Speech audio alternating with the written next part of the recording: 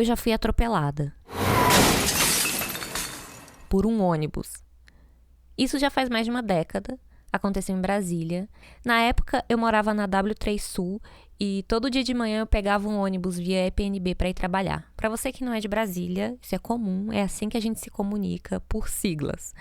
Eu fui atravessar a rua, na faixa, e de repente acordo numa mesa fria do hospital, no meio de um raio-x. Eu não vi o ônibus vindo, não senti o impacto, a dor, nada. Depois eu vi imagens de como ficou o ônibus, a frente toda arrebentada, e considerando que eu não morri, eu acabei saindo a vencedora dessa briga, eu acho.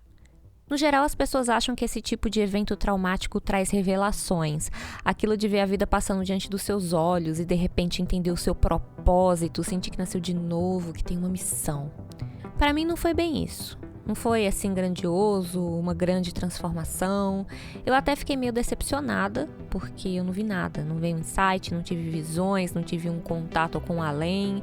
Para mim, essa experiência significou sentir muita dor, ficar com a cara roxa, o joelho zoado, 4 costelas quebradas. Foi o mais puro contato com a realidade.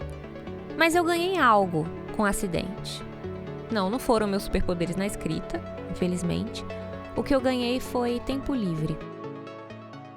Durante essa licença, enquanto eu me recuperava, eu tive tempo de ler uns 2 livros do Stephen King. Uns anos depois, quando eu li o Sobre a Escrita, que inclusive é ótimo, eu descobri que ele também foi atropelado. Isso não acrescenta nada à história, é só para dizer que eu tenho algo em comum com Stephen King. Além de ler muito, eu também tive tempo de desenhar e de escrever mais. Eu comecei a escrever um livro nessa época, que eu nunca terminei, quanto mais publicar, mas foi algo que eu consegui fazer avançar. O acidente me fez ganhar tempo, por isso teve um custo tão alto. E esse tempo eu aproveitei para escrever, como eu faço com todo o tempo que eu consigo arranjar. Eu comecei contando sobre o acidente que eu vivi de verdade, porque tem uma coisa que eu gosto de falar muito em entrevistas, em conversas, por mais que seja a mais completa mentira, que é: eu nunca quis me tornar escritora, que isso aconteceu por acaso. Eu estava andando na rua e de repente, plau, virei escritora, assim, por acidente. Vamos lá, cá entre nós, você confia no que eu conto? Você acredita em mim? Não deveria. Nunca confie no narrador. Tenta se lembrar disso. Hoje eu vou mostrar como essa jornada do aconteceu por acaso é uma farsa. Como diria Mano Brown, Forrest Gump é mato. Prefiro contar uma história real. Vou contar a minha. Eu sou a Aline Valek e você está ouvindo Bobagens Imperdíveis. Episódio de hoje: escritora por acidente. Os quadrinhos tiveram um papel muito importante na minha vida, fizeram parte da minha formação como leitora. Claro, a Turma da Mônica estava lá, mas eu gostava mesmo era de gibis de super-heróis. Batman, Homem-Aranha, X-Men, todos esses que hoje a gente se acostumou a ver no cinema. Eu também gostava muito das adaptações em quadrinhos de Tokusatsu, aquelas séries japonesas tipo Changeman, Flashman, Cybercops. Eu adorava Cybercops. Mas o primeiro gibi que eu ganhei e que me marcou muito foi um da Mulher Hulk. Eu me lembro muito bem, apesar de que na época que meu pai me deu essa revista, eu mal sabia ler, mas tinha essa mulher gigante, verde e musculosa na capa, com um fundo rosa-choque, e ela de maiô segurando uma revista e dizendo o seguinte: se você não comprar o meu gibi, eu vou aí na sua casa e rasgo todas as suas edições de X-Men, valeu? Como não amar essa personagem? As histórias da Mulher Hulk eram recheadas de doideiras, porque apesar de super forte, diferente do Hulk, a Mulher Hulk era muito inteligente e com um senso de humor ótimo. Ela combatia alienígenas e ao mesmo tempo fazia piadas e reflexões numa conversa com o leitor, porque enquanto o Hulk quebrava geral, ela quebrava mais, ela quebrava a 4ª parede e muito antes disso virar modinha no universo dos heróis, hein?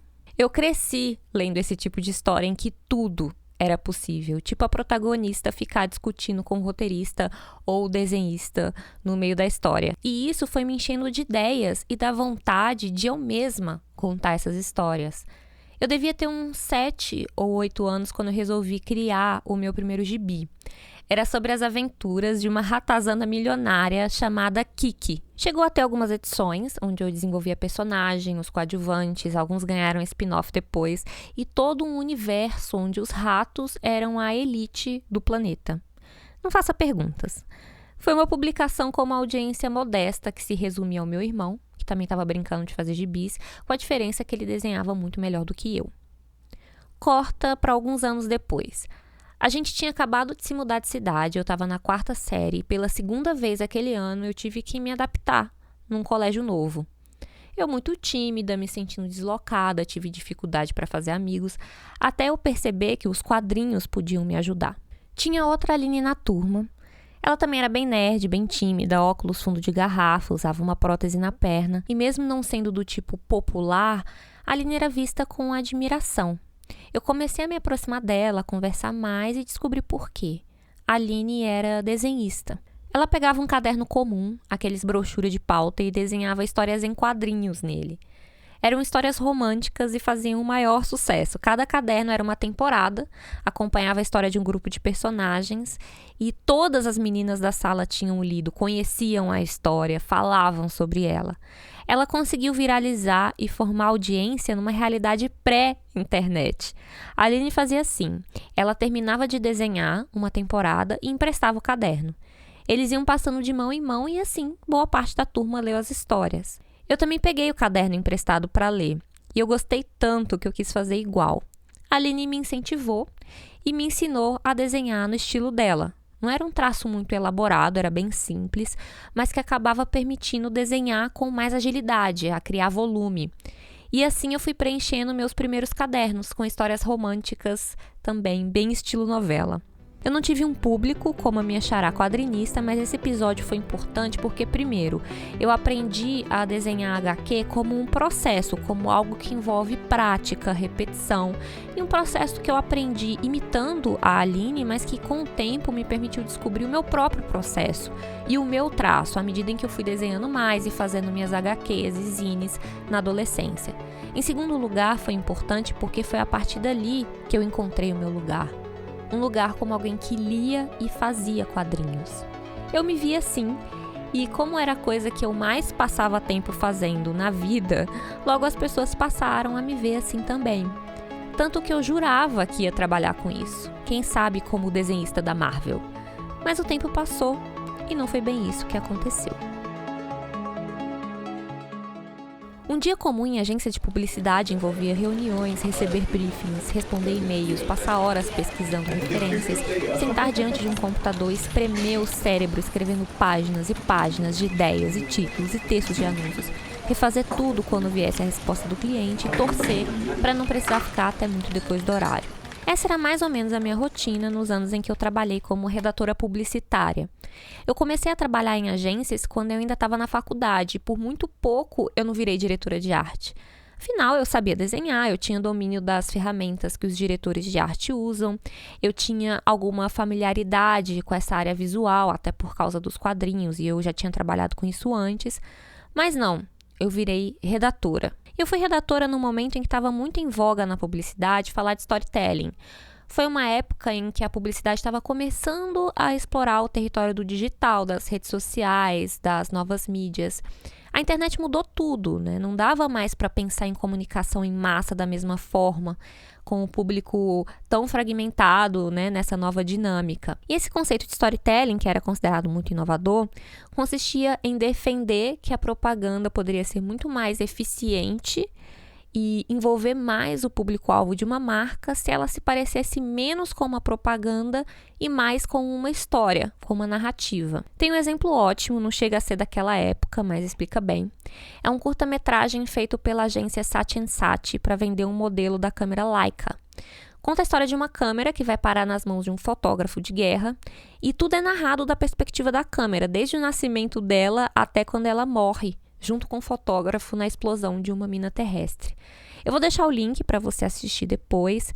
É um filme narrado em alemão, com cenas bem bonitas em preto e branco, com o produto não só como protagonista, mas humanizado. Essa era a ideia do storytelling em publicidade. Em vez de anunciar o produto, transformá-lo numa história. Eu achava isso legal e era o que eu buscava na propaganda. Mas a realidade do trabalho era bem diferente. Em vez de contar histórias envolventes, numa roupagem quase artística, o meu dia a dia era mais escrever jingle para concessionária, fazer concorrência para banco, escrever e-mail marketing, no máximo um texto de merchan para o Rodrigo Faro ler no meio do programa. Fora esse trabalho do cotidiano, que não era pouca coisa, a gente que trabalhava na criação era, vamos dizer, incentivados a criar ideias fora da caixa, disruptivas para a agência inscrever em prêmios. Principalmente se você terminava algum job, era esperado que você estivesse sempre buscando proativamente essa big idea premiada. Então, outro aspecto dessa rotina era pensar, escrever e criar um monte de ideias que jamais sairiam na rua. Teve uma vez que eu cheguei na agência e o diretor de criação tinha forrado todas as paredes com grandes cases premiados em Cannes, que é um festival que premia as melhores propagandas feitas no mundo inteiro. A ideia era inspirar a gente, mostrar essas referências do que ele esperava que a gente alcançasse. Sem brincadeira, ele colou essas folhas com cases de Cannes até no banheiro. Eu mijava olhando para uma peça que era uma ação de uma marca de pastilhas de menta que fez o quê? Observando o ato das pessoas de passar por uma cancela de estacionamento, pegar o ticket, segurar o papel na boca para continuar a dirigir, eles aproveitaram e fizeram tickets com sabor de menta. Então as pessoas passavam pelo estacionamento, colocavam o ticket na boca e sentiam o sabor da bala. Ganhou bronze em Cannes. Aí eu percebi que eu estava no lugar errado. Porque era esse tipo de sacada que esperavam de mim como redatora, mas não era esse tipo de história que eu queria contar. Então eu dei descarga, saí do banheiro e pedi demissão. Buscar outra forma de viver da escrita foi um risco que eu escolhi assumir. Não tem caminho fácil, eu acho. Mas apesar de eu ter entendido que publicidade não era para mim, trabalhar em agência me preparou para me tornar escritora. Foi um tipo de academia, onde eu pude exercitar o músculo criativo nesse processo de fazer e refazer, de criar e depois começar tudo de novo e de novo. Mais tarde, eu usaria esses músculos para conseguir escrever um romance até o fim, e depois mais outro.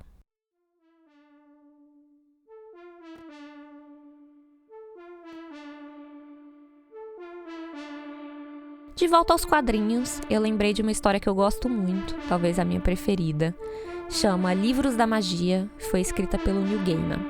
É a história do Timothy Hunter, um garoto que gosta de andar de skate, vive sua vida normal, sem saber que ele tem o potencial para ser um mago muito poderoso.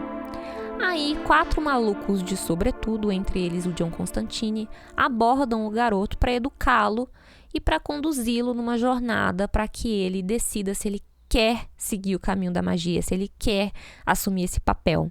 Cada edição é um desses 4 levando o Timothy para vários lugares, para outros mundos, passados distantes, milhões de anos no futuro, para que ele entenda que escolher a magia tem um custo. Ele está disposto a bancar? Eu gosto tanto dessa história e sempre volto a ela porque ela me fala da magia como uma metáfora para a escrita, ou para a arte no geral. Da mesma forma que a magia, as narrativas também têm o poder de moldar a realidade, de acessar outros mundos, mundos internos, mundos da imaginação, até outros tempos. Mas usar esse poder, escolher a escrita, ela tem um custo, exige assumir riscos. Eu não sei dizer qual foi o marco, qual foi o episódio que me tornou escritora.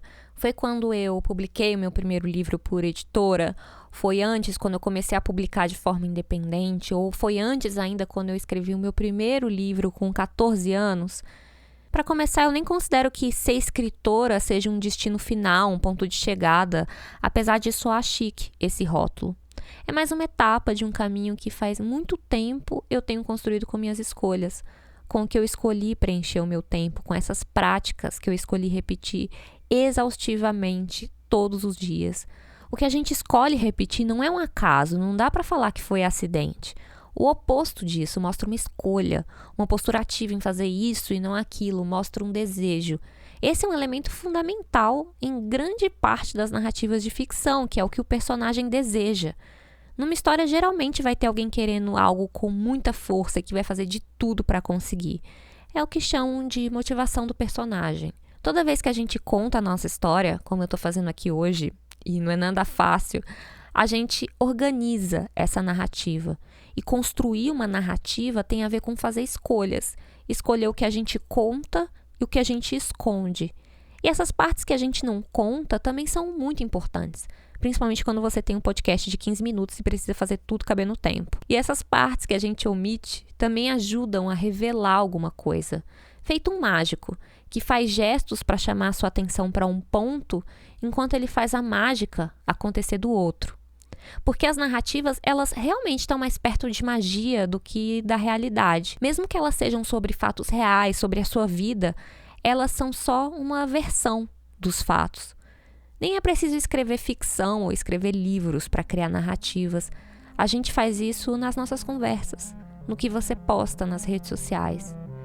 Se você fizer esse exercício de pensar na sua narrativa, o que ela diz sobre você? Que motivações ela revela?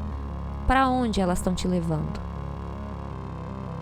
Para terminar, tem uma cena na segunda edição do Livros da Magia, que é com John Constantine, e ele tá andando com o Timothy na rua, depois de tentarem matar o garoto várias vezes, e eles acabaram de conversar com um personagem cético, que não acredita em magia. Aí o Constantine fala o seguinte pro Timothy: é uma questão de escolha, sabe? É isso que te oferecemos, escolha. Se você não quer magia, nunca mais haverá.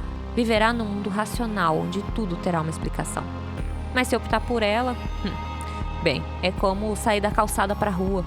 O mundo parece o mesmo, mas a qualquer momento você pode ser atropelado. Isso é magia. E esse foi o episódio de hoje. Muito obrigada por ouvir. Você pode me dizer o que achou nas redes sociais, nos comentários, me mandar um e-mail ou espalhar bobagens imperdíveis por aí. Você pode financiar meus shows de mágica em apoio.alinevalek.com.br ou comprar meus livros em loja.alinevalek.com.br. Um beijo, até o próximo episódio e nunca confie no narrador.